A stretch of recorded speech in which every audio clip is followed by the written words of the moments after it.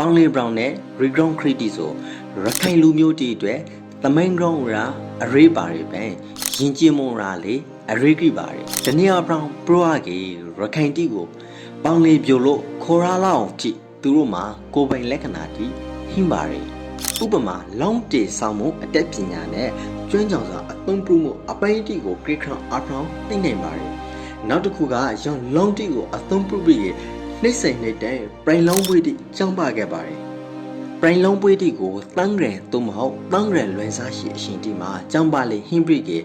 ရာလိတ်သို့မဟုတ်မြို့လိတ်အုပ်စုပွေးရှင်ပြိုင်ခဲ့ပါတယ်ထွန်းလုံးနဲ့ဇဲလုံးဆိုပြီးကေလုံးနှိမ့်မျိုးဟင်းပါတယ်ပြိုင်လုံးမှာထွန်းလုံးအမျိုးအစားဖိုက်ပါတယ်လုံးကိုရီမာရှာရတဲ့အခါလူအားနဲ့ကန်းထုံးကတိုးရှားစာမျိုးမလုပ်ပင်နဲ့ဘက်ကုန်းမှာတောင်းတာထင်းရှာခဲ့ပါတယ်ရီကာကုံမောင်ထက်ကိုတောင်းတဲ့အခါမှာလေအတိကဘက်ကုန်းကိုအသုံးပြုခဲ့ပါတယ်အစ္စကိုဂရိခရအာဘရောင်းပြိုင်လုံးတီဆိုရခိုင်လူမျိုးတီအထွတ်အမြတ်ထတာလုံးတစ်မျိုး background သိနေပါတယ်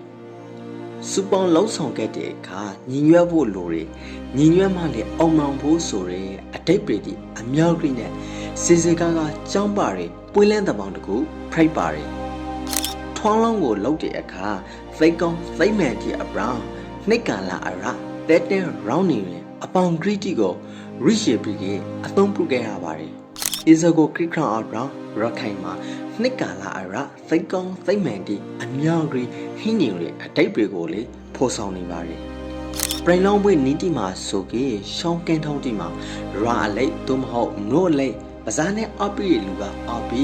မန်တဲထူလို့အစာအသောက်တီအင်ခံကျွေးမွေးလူကကျွေးမွေးနဲ့တဝပြိုဖို့ကောင်းပါတယ်အခွမ်းတာကြီးရခိုင်ကပြိုင်လုံးပွေးတီကိုလာတော့အပီဖို့ဖိတ်ခေါ်ရှောင်ပါတယ်တခါတောင်ဆက်ပြီးစီရှောင်ရဲအကောင့်ရာတီဟင်းငယ်လေးကွန်မန့်တီရှန်တက်ခါလို့ရပါတယ်ဂရီတို့အားပိခခဲ့တဲ့တယောက်ရှောင်းစီတဲ့ကိုကျေစုအများကြီးတောင်းပါရအားလုံးတာလီစောပါ